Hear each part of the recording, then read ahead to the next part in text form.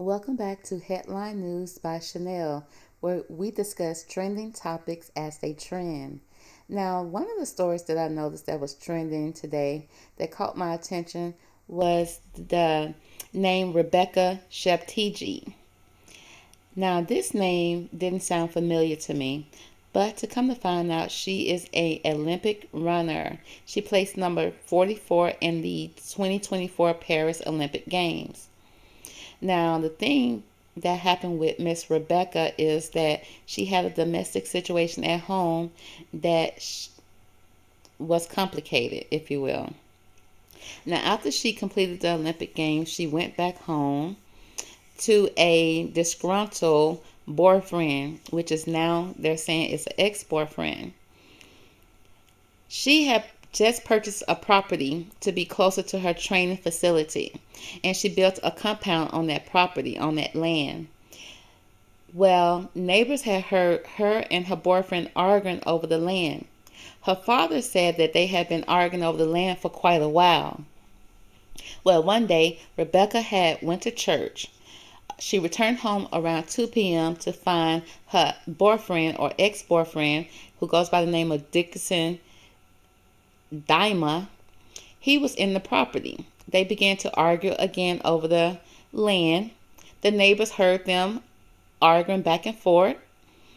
And before you know it, next thing you know, Dickerson, the ex-boyfriend, took out a canister of gasoline and doused Rebecca with it and set her on fire.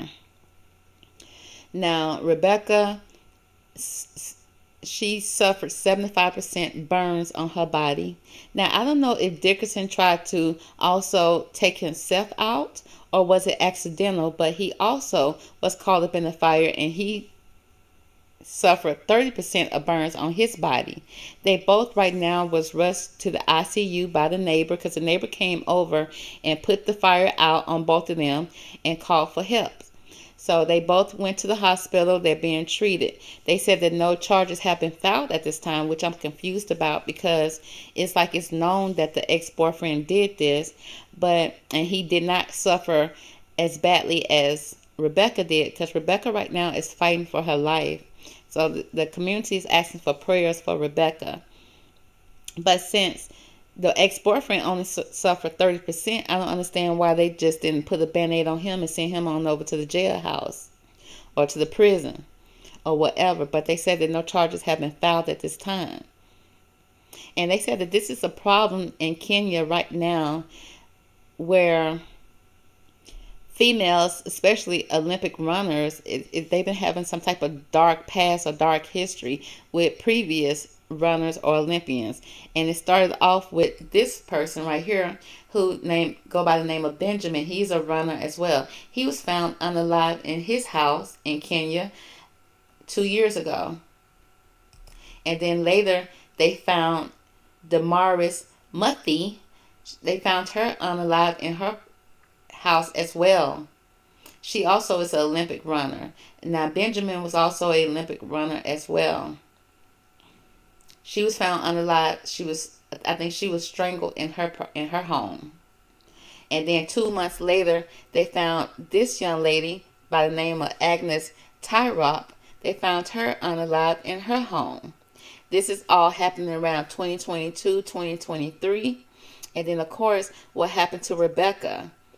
Now, they said that this is something that's going on in Kenya, that authorities really need to do something about. The community is calling for some type of resolution to what's going on, because all of these people just so happen to be in the Olympics. Now, is that a coincidence? I don't know.